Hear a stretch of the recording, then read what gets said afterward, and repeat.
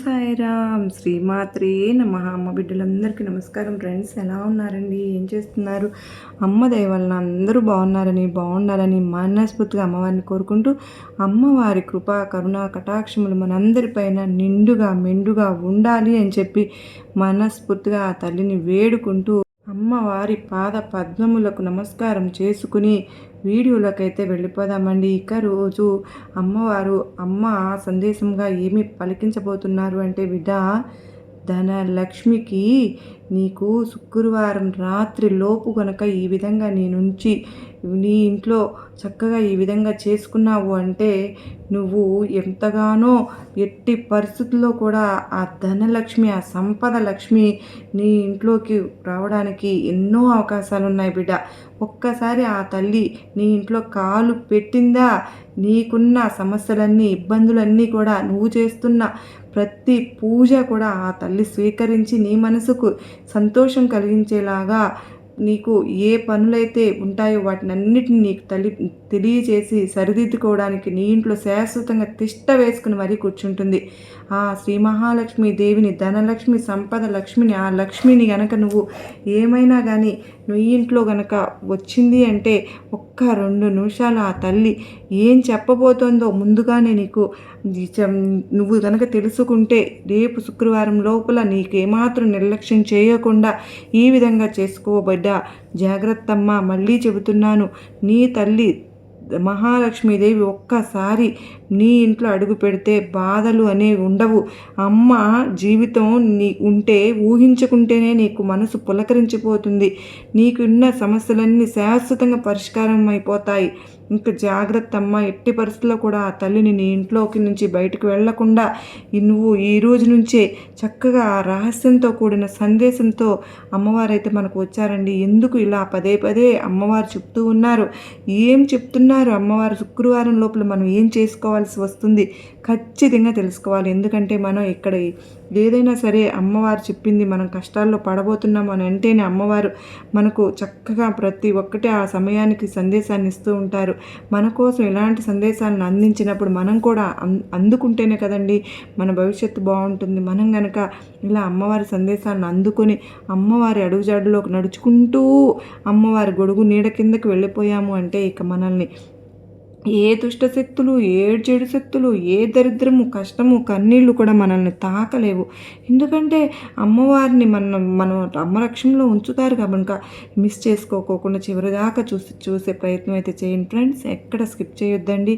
అప్పుడే మీకు ఏంటి అనేది అర్థమవుతుంది. ఆ తప్పులు మనం సరిదిద్దుకోవడానికి తెలిస్తేనే కదండి మనం దిద్దుకోవడానికి అవకాశం ఉంటుంది. అలాగే వీడియో మీకు నచ్చిన ఫ్యామిలీ మెంబర్స్కి, మీ ఎవరికైనా సరే, మీకు అమ్మ బిడ్డలకైనా సరే, మీ ఫ్రెండ్స్కి అందరికీ కూడా ఈ వీడియోని షేర్ చేసి చూడటం అయితే మొదలుపెట్టండి. ఫస్ట్ టైం కనుక మన ఛానల్ని చూస్తూ ఉన్నట్లయితే ప్లీజ్ అండి సబ్స్క్రైబ్ చేసుకోండి.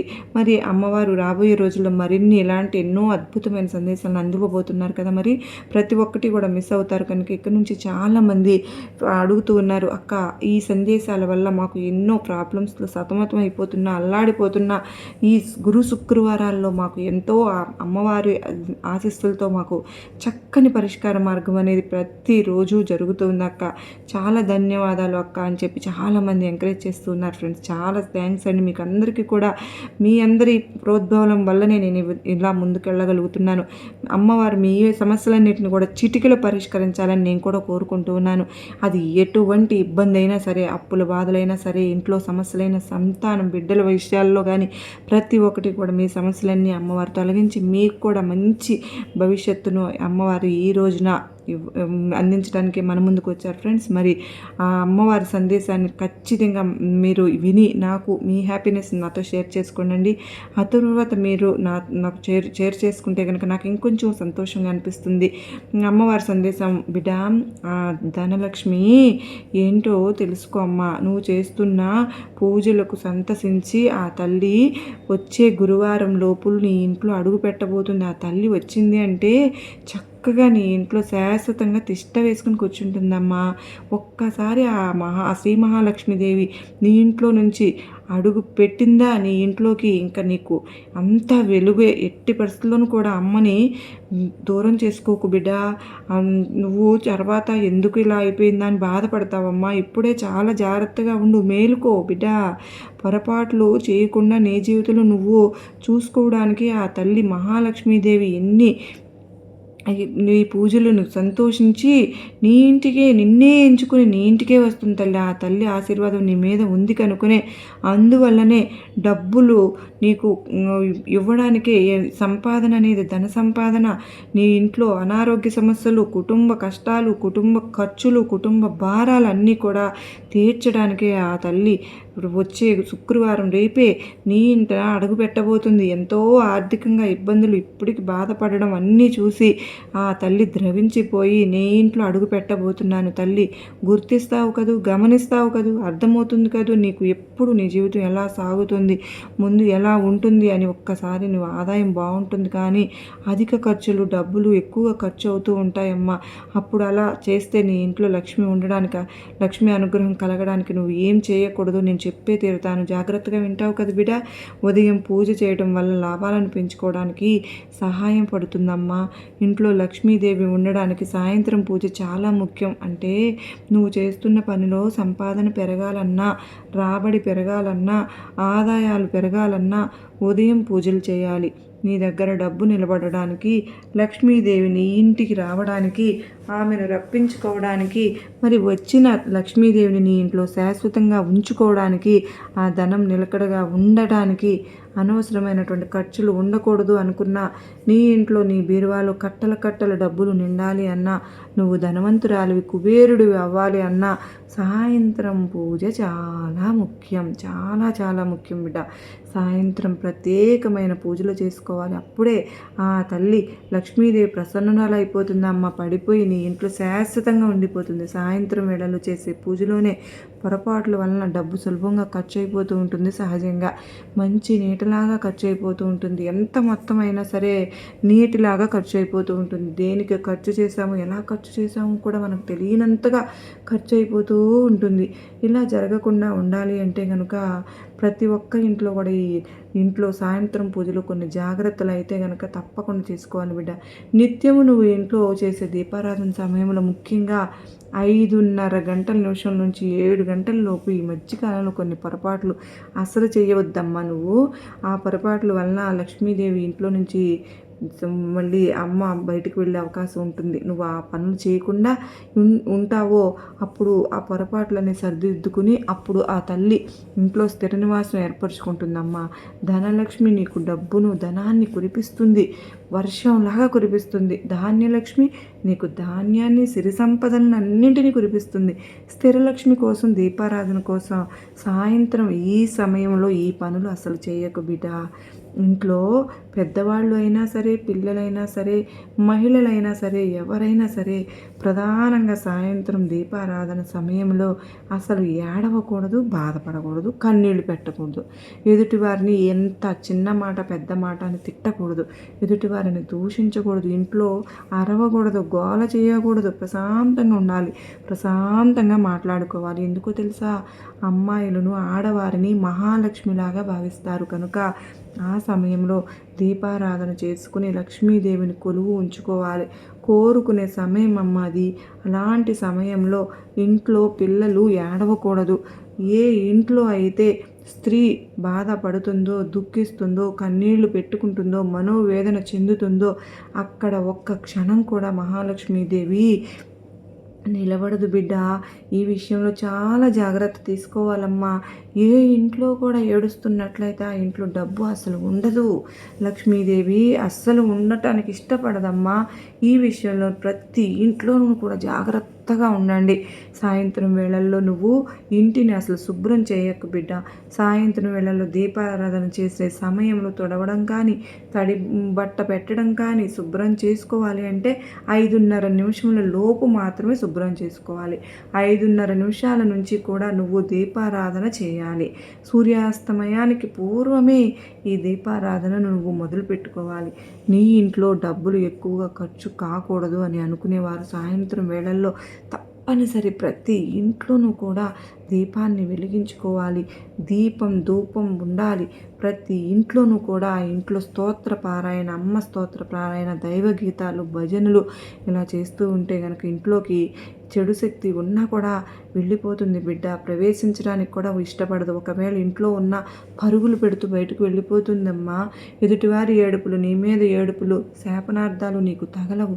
ఎదుటివారి కనుదృష్టి అనేది నీ మీద సోకకుండా ఉంటుంది. ఎందుకంటే ఎప్పుడు కూడా నీ చుట్టూ దైవశక్తి అన్నది ఉంటుంది కదా.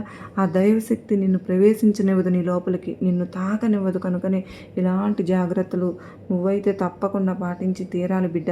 ఇక ఈ సమయంలో ఈ ప్రార్థన చేయవలసిన సమయంలో ఇల్లు తొడవడం, ఓడవడం, తడిగుడ్డ పెట్టడం, ఇల్లు చేసినట్లయితే లక్ష్మీదేవి అటునుంచి అట్టే బయటకు వెళ్ళిపోతుందమ్మా. కనుక ఇంటిని శుభ్రం చేసుకోవడానికి ముందు జాగ్రత్త వహించుకో. ఏ సమయంలో చేసుకోవాలనేది తెలుసుకో. ఇక ఇంట్లో పెరుగు అనేది ఎప్పుడు కూడా నిలువ ఉండాలి తల్లి. పెరుగు అనేది ఎప్పుడు కూడా ఖాళీ ఉండకూడదు. పెరుగు పాత్ర ఖాళీ అయిపోయిన తరువాత ఆ పెరుగు పాత్రను శుభ్రంగా సూర్యుడు అస్తమించే లోపు కానీ లేదా రాత్రిపూట ఆ పెరుగు పాత్రను శుభ్రంగా కడుక్కొని మళ్ళీ పెరుగు పాత్రను ఖాళీగా ఉంచకుండా నింపి పెట్టుకోవాలి. కనుక పెరుగు ఎక్కడ ఉంటే స్థిర మహాలక్ష్మి అక్కడ శాశ్వతంగా తిష్ట వేసుకుని కూర్చుంటుంది. కనుక పెరుగు పాత్రను అసలు శుభ్రం చేయకోకుండా ఎట్టి పరిస్థితుల్లో ఉండవద్దు. అటువంటి పరిస్థితుల్లో ఖాళీ చేసి పెట్టకూడదు. పాలు మరియు పెరుగు ఇంట్లో నిల్వ ఉండాలి. పెరుగు లేదా పాలు ఖాళీ అయిపోయిందా ఉండకూడదు అనే పదాలను ఎప్పుడు కూడా వాడకు. లేదు కాదు అని. గ్లాసులో అయినా సరే పాలను కానీ పెరుగును కానీ ఇంట్లో నిల్వ ఉంచుకో.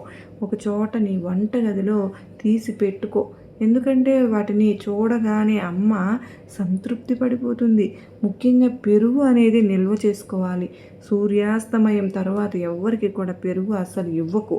ఈ విషయం బాగా గుర్తుపెట్టుకో బిడ్డ. పెరుగు రాత్రి బయటకు వెళ్ళకూడదు. వెళ్ళింది అంటే లక్ష్మీదేవి వెళ్ళిపోతుంది. ఒకవేళ పెరుగు పాత్ర రాత్రిపూట ఖాళీ అయిపోయినప్పటికీ కూడాను దానిలో కొన్ని నీళ్లు పోసి నువ్వు పెరుగు ఉంది అన్నట్టుగానే భావించుకో. దీపారాధన చేసే సమయంలో ఎవ్వరు కూడా అసలు నిద్రపోకూడదు. సాయంత్రం వేళల్లో పూజ చేసుకున్నప్పుడు వేరే గదిలో కూడా అసలు నిద్రపోకూడదు. ఈ విషయం గుర్తుంచుకోండి. ఎందుకో తెలుసా, ముందు రోజుల్లో మీ అమ్మమ్మలు, నానమ్మలు, మీ అమ్మలు వీళ్ళందరూ కూడా ఏం చేసేవాళ్ళు? ఆరోగ్యం బాగున్నా బాగా లేకున్నా దీపారాధన చేసే సమయంలో మాత్రం అసలు నిద్రపోకుండా ఉండేవారు. ఎవరైనా నిద్రపోతే కూడా ఆ సమయంలో నిద్రపోకూడదు, లేచి కూర్చో అని జాగ్రత్తలు చెప్పేవారు కదా. ఆ రోజుల్లో అలా జాగ్రత్తలు చెప్పేవారు లేరు కదా ఈ రోజుల్లో. మరి ఉన్నా కూడా నువ్వు వినే స్థితిలో కూడా లేవు బిడ్డ. అందుకేనమ్మా నీ దుర్గమ్మ ఇలా వచ్చాను చెప్పాలని. సాక్షాత్తు లక్ష్మీ అమ్మవారే ఇవన్నీ నీతో చెప్పామని నా దుర్గమ్మ నేను వచ్చాను తల్లి. మరి నీ దుర్గమ్మ మాటలు వింటావు కదూ, నిర్లక్ష్యం చేయవు కదూ, పాటిస్తావు కదూ. ప్రతి ఒక్క మాట పాటించావు అంటే నీ జీవితం అత్యద్భుతంగా ఈ రోజు నుంచి మారబోతుంది తల్లి.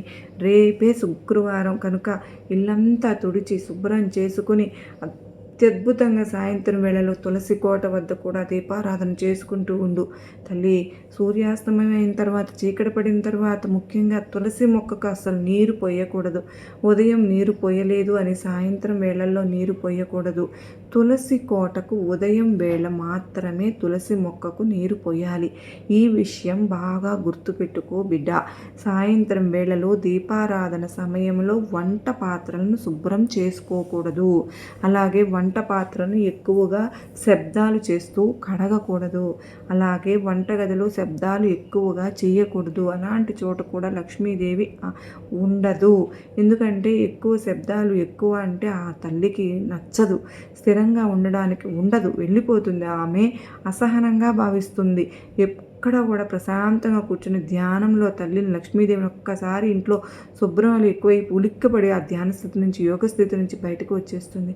నీ ఇంట్లో గోలకి ఆ శబ్దాలకి జాగ్రత్త అమ్మ. ఒకవేళ ఆ సమయంలో కనుక వంట పాత్రలు ఉన్నట్లయితే దీపారాధన సమయంలో వంట పాత్రలు అనేవి శుభ్రం చేయకుండా ఉంచుకో. భోజనాలు చేసిన తర్వాత రాత్రి పడుకునే ముందు వంట పాత్రలను శుభ్రం చేసుకోవడం చాలా మంచి పద్ధతి. ఈ నియమాన్ని అయితే తప్పకుండా పాటిస్తావు కదా బిడ్డ? పాటించి తీరాలి కూడానమ్మా. ఇలా పాటించినట్లయితేనే నీకు లక్ష్మీ కటాక్షం అనేది కలుగుతుంది బిడ్డ. లక్ష్మీ అమ్మ ఆశీర్వాదాలు నిండుగా మెండుగా ఉండి నీ ఇంట్లో వరాల జల్లు అనేది కురిపిస్తుంది. నువ్వు లక్ష్మీదేవి నీ ఇంట్లో తిష్ట వేసుకుని కూర్చోవాలి అంటే ముందుగా నీ వంటగదిని శుభ్రంగా ఉంచుకోవాలి. ఎంగిలి గిన్నెల్లో, ఎంగిలి పాత్రలో ఏవి కూడా ఉంచుకోకూడదు. ఎందుకంటే ఇక్కడ నేను చెప్పబోయే ఒక చిన్న ఉపాయం ఏదైతే ఉందో దాన్ని నువ్వు వంటగదిలో చేయమ్మా. ఆ ఉపాయం చేయకపోయినా కూడా వంటగదిని ఎప్పుడు శుభ్రంగా ఉంచుకో. ఎందుకంటే సాక్షాత్తు అన్నపూర్ణాదేవి కొలువై ఉండే నిలయం కనుక ఎప్పుడు శుభ్రంగా ఉంచుకోవాలి. ఎందుకంటే అన్నపూర్ణాదేవి నీ ఇంట్లో ఉంటుంది, అప్పుడు ఇంట్లో తిరుగాడుతుంది. ఆమె ఎప్పుడు వంటగదిని అలా చిందరవందరగా ఎక్కడ ఎంగిలి గిన్నెలు అక్కడ చూస్తే ఉండదమ్మ కూడా వెళ్ళిపోతుందమ్మా. అన్నపూర్ణాదేవి వెళ్ళిపోయిందంటే ఇంకా మన ఇంట్లో ఏమి కరువైపోతుందో, ఏమి లోటు అవుతుందో నీకు నేను చెప్పనక్కర్లేదు కదూ. కనుక అన్నపూర్ణాదేవిని, లక్ష్మీదేవిని జాగ్రత్తగా చూసుకో బిడ్డ. కోపం రానివ్వకమ్మా.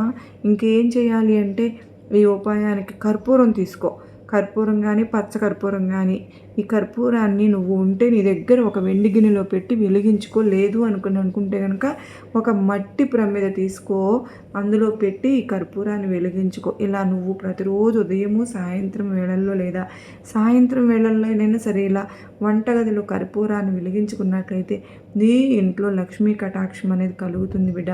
ఇక ఈ ఉపాయం చేశాక ఇందులో నువ్వు ఇంకా ఏమీ ఉంచకూడదు. దానికోసం కర్పూరాన్ని వెలిగించడానికి మాత్రమే ఉంచుకోవాలి. ఇంకా వేరే దాంట్లో ఏమీ కూడా నువ్వు వాడకూడదు.